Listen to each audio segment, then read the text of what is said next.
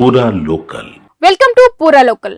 Metro rail project కారణంగా తీవ్రంగా నష్టపోయిన ఎల్&టీ తన వాటాలను విక్రయించేందుకు సిద్ధమైంది. రాష్ట్రం లేదా కేంద్రం ముందుకు వచ్చి వాటాలు కొనుగోలు చేయాలని కోరుతూ కొత్త స్పెషల్ పర్పస్ వెహికల్ ద్వారా విక్రయం జరగాలని సూచించింది. ఇక ఇందుకోసం హౌసింగ్ అండ్ అర్బన్ అఫైర్స్ మంత్రిత్వ శాఖకు లేఖ కూడా పంపింది.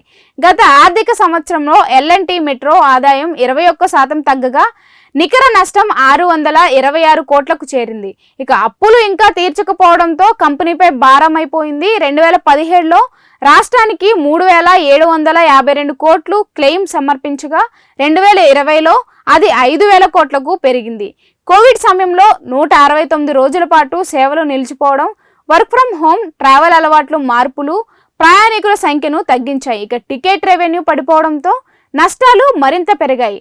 రాష్ట్రంలో పీపీపీ మోడల్లో మెట్రో విస్తరణకు ప్రయత్నిస్తున్న ఫేజ్ 2 ప్రాజెక్టులో తాము పాల్గొనలేమని ఎల్&టీ సంస్థ స్పష్టం చేసింది. ఇవి ఇప్పటి వరకు అప్డేట్స్. మరిన్ని అప్డేట్స్ కోసం చూస్తూనే ఉండండి పూరా లోకల్.